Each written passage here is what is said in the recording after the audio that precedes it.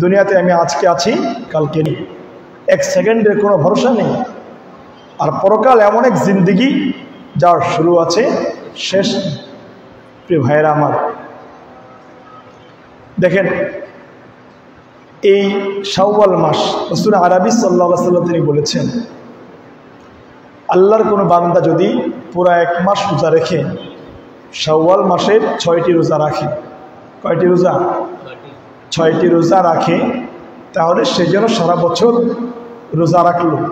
অর্থাৎ সারা বছর রোজা রাখলে তার আমলনামা যে পরিমাণ সওয়াব লেখা হবে, আল্লাহর কোনো বান্দা যদি রমজান মাসের পুরা রমজানের রোজা রেখে শাওয়ালের 6টি রোজা রাখে, তাহলে সে যেন সারা বছর রোজা রাখে। সুবহানাল্লাহ! চিন্তা করেছেন আল্লাহ তাআলা আমাদের প্রতি কি পরিমাণ দয়াশীল। রাসূল আরবি সাল্লাল্লাহু আলাইহি ওয়াসাল্লামের মাধ্যমে আমাদেরকে কি পরিমাণ সুযোগ করে দিয়েছেন পরকালে আমরা আমাদের উন্নতি সাধন করার জন্য। সুবহানাল্লাহ! এটা সুন্দর গাণিতিক হিসাবও আছে যে এক মাস রোজা রাখার পরে যদি 6টি রোজা রাখে, এটা কিভাবে এক বছর হয়, এটা কি আছে, গাণিতিক হিসাবও আছে। যেমন দেখেন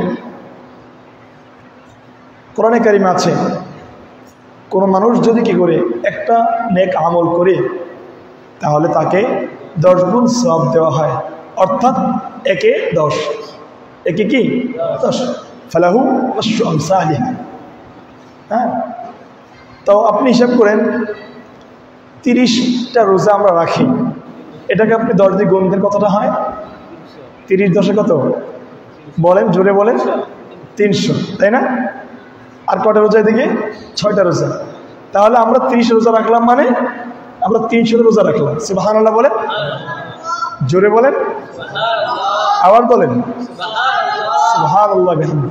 ভেবেছেন বিষয়টা? একবার কি ভেবেছি আমরা বিষয়টা? ভাবে আমরা 30টা রোজা রাখলাম, মানে বছরের মধ্যে 300 দিন রোজা রাখলাম। সুবহানাল্লাহ বিহামদিহি, সুবহানাল্লাহ বিহামদিহি, আল্লাহু আকবার কাবীরা।